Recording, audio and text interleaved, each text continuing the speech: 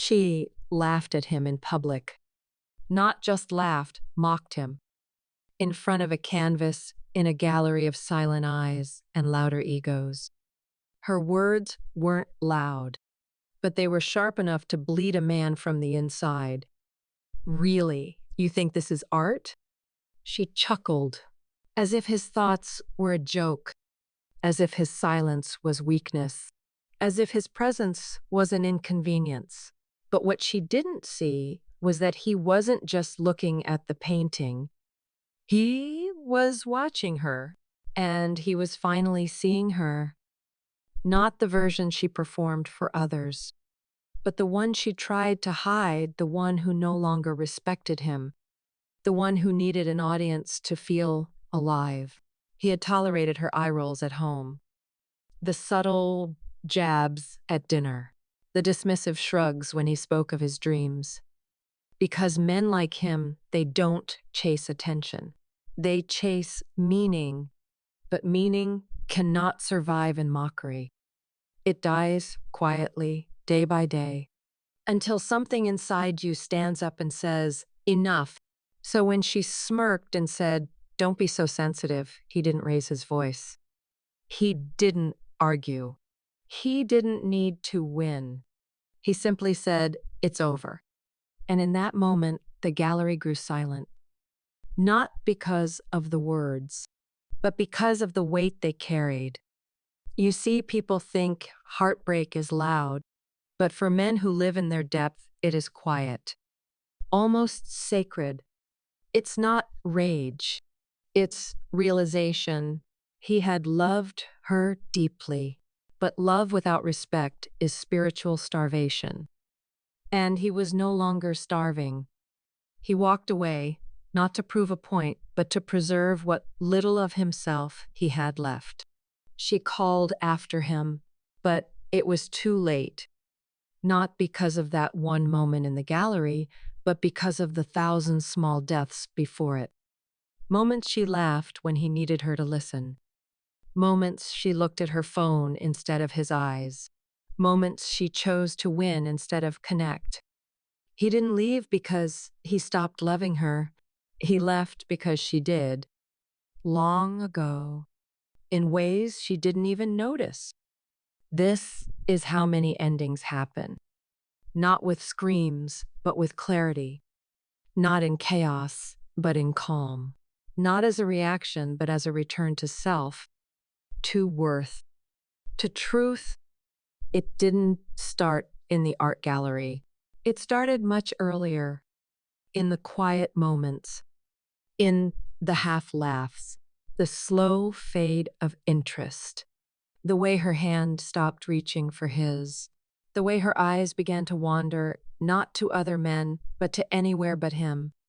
At first, he told himself it was stress, work, life, a season. But seasons don't mock you. They don't roll their eyes when you speak. They don't correct your thoughts in front of strangers. She used to admire how deeply he saw the world. Now, she sighed when he shared it. There was a time when she leaned into his mind, asked him questions with wonder in her voice. Now her voice only held edge. Her compliments turned to comparisons. Her kindness turned to commentary, and somewhere between 2 years and too many "I'm fines," he began to lose her. No, she began to discard him. Not in obvious ways, but in micro betrayals, mocking his music taste, calling his hobbies a waste of time, laughing when he cried during films. Each time, he swallowed it, not because he was weak, but because he believed if he just held on, she might come back. But she wasn't drifting.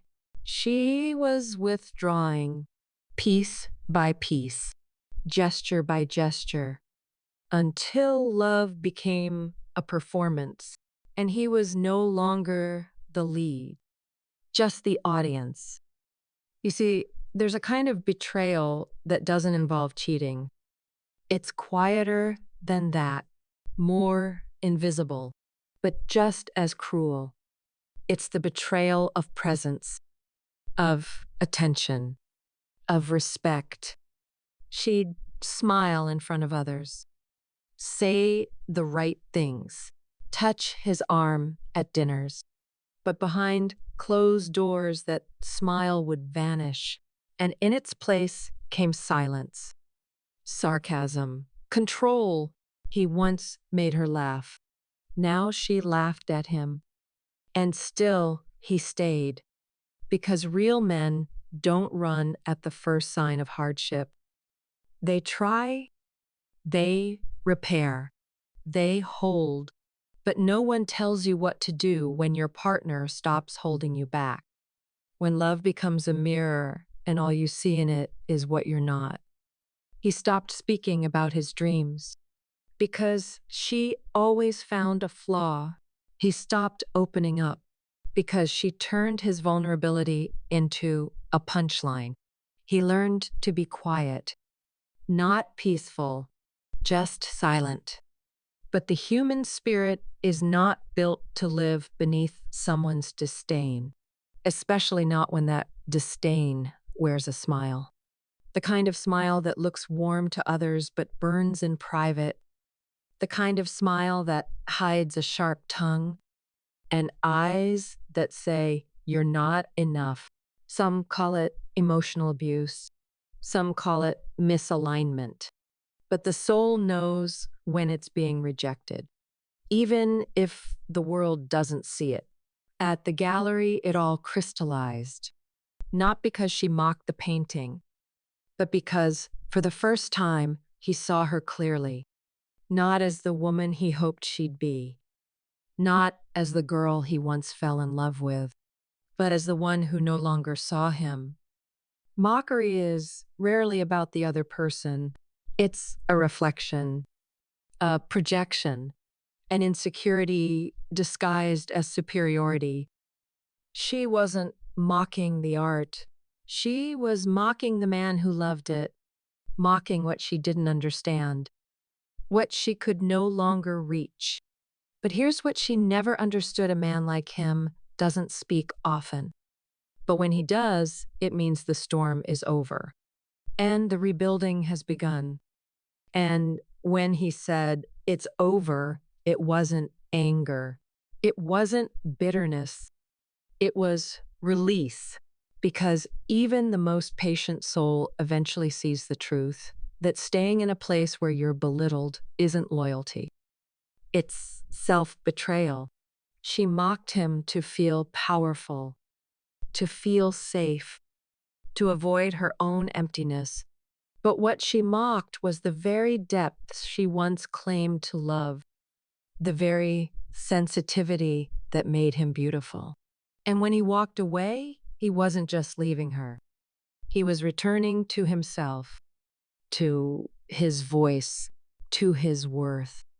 Because the shadow behind the smile was no longer his to carry. And the moment he put it down, he became free. He didn't raise his voice. He didn't make a scene.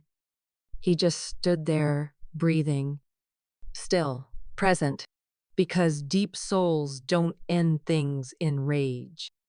They end them in awareness. By the time they say it's over, they've already wept, already wrestled, already buried the hope. She thought his silence meant indecision, that his calm was hesitation. But still waters don't mean empty waters. They mean depth. They mean storms have passed beneath the surface, alone, unseen. People like him don't break up in real time. They break down slowly, piece by piece, until what was once sacred feels like a stranger's house. He had cried nights she never saw, questioned his worth behind closed doors, doubted his instincts just to keep loving her. He didn't walk away for lack of love. He walked away because he still had some for himself. And he finally realized it was being wasted. The world doesn't understand quiet men. It misunderstands their stillness for weakness, their patience for passivity, their endurance for dependence. But what they don't see is that these are the men who carry everything inside, who hold their pain until it leaks into their bones, don't leave quickly because they mean their love. And that's exactly why, when they finally do leave, they never come back. Because leaving wasn't impulsive, it was sacred, measured, mature. She thought he'd fight, beg, try to win her over. But deep men don't chase what mocks them. They don't plead with you. They walk when the soul says it's time. He had once imagined a future with her, built it in his mind, brick by quiet brick. But the woman in front of him no longer fit the dream. Not because she changed her hair, her habits, her circles, but because she changed her energy. She stopped being safe. She no longer held space for his fears, no longer offered softness, no longer met him with truth. She became sharp, cold, performative, and he stayed as long as he could. Because men like him always do. Not because they're blind, but because they're hoping. But hope can become a trap, a slow erosion, where you convince yourself it's not that bad until the day your heart stops answering to your mind. He stood in that gallery, not just seeing art, but seeing life. Seeing himself, he realized he had turned into someone he didn't recognize, cautious, guarded, small. Mm. And that's the tragedy, that the people we love the most can sometimes shrink us the most, not with cruelty, but with subtle, chronic disregard. He had tried to fix it, tried to talk, tried to adapt. But change cannot be one-sided, and love cannot survive on endurance alone. So when he said, "It's over," it wasn't a decision. It was a declaration of self-respect, of emotional survival, of awakening. She didn't cry. She didn't collapse. She was confused, almost annoyed, because she still thought she had power, still thought he was the same man who begged for her attention. But he wasn't. He was done. And when a man like him is done, he doesn't look back, not out of pride, but because he knows the price he paid to walk away. He lost parts of himself just trying to keep her. He traded clarity for closeness, truth for peace, himself for her. But now he's choosing to return to his center, to rebuild, not in defiance, but in dignity. Because endings don't always need a villain. Sometimes they just need a mirror. And the courage to say this is not who I want to become. He didn't need revenge. He didn't need her regret. He just needed to be free. And when he walked out that gallery door, he wasn't walking away from her. He was walking toward something quiet, something real, something finally his.